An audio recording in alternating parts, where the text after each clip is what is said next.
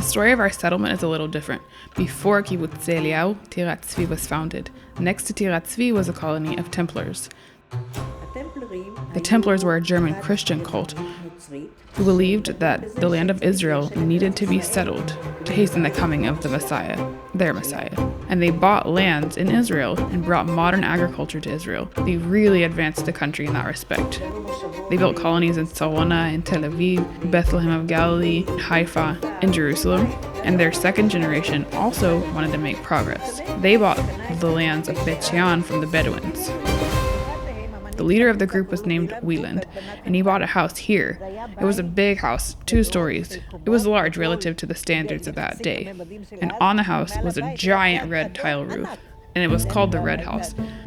You see, here's part of its floor. You see, you're stepping on its floor. Here's part of the floor right here. The Red House. The Templars tried, to their credit, they tried everything, from bananas to pistachios to dates, which survived many years after them, by the way. But they failed at everything in general.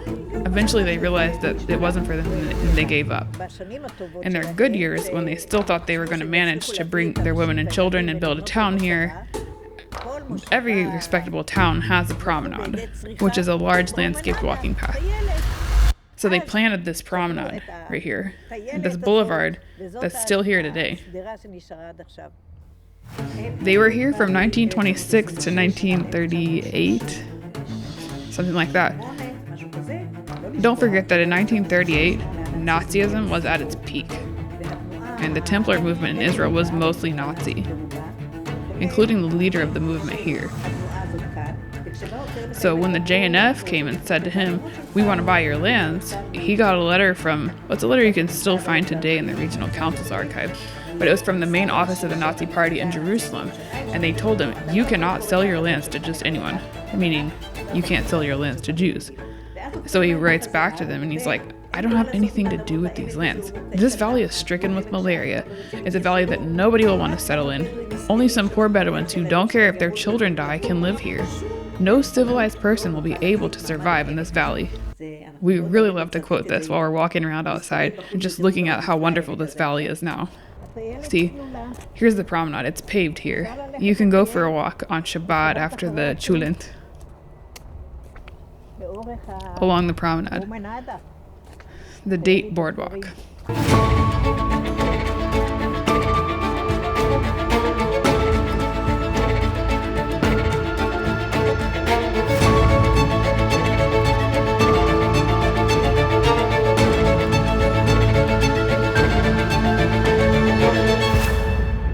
In 1938, late 38, he did sell his land to the JNF.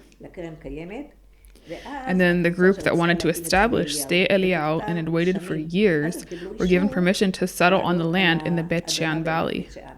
They were a tough bunch. Most of them had escaped from Germany. In the first year or 2, they settled in what remained of the Germans' farm, and then they slowly started building the kibbutz. So 1942, this was the period of World War II. You couldn't get building materials. And there stood this beautiful 2-story house that had belonged to Mr. Wieland, who was the Templar leader. So the people of Sde Eliyahu, like good German Jews, dismantled the house, brick by brick, tile by tile, and they took the bricks and built with them the first stable, first dining hall, and the roof tiles they kept. So look at the irony of history. This Wieland, who was a sworn Nazi, he left, and his roof tiles were kept.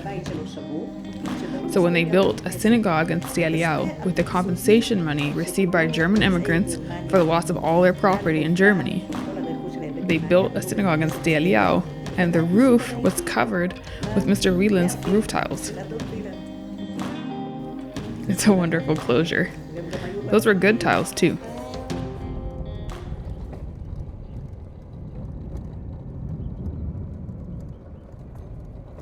This, you see here, the main roof. The main roof is covered with Mr. Wieland's tiles. He imported them from Marseille. They were considered the finest tiles, so they were enough to cover here the main part of the roof, but not the sides. So the main part of the roof is covered with them.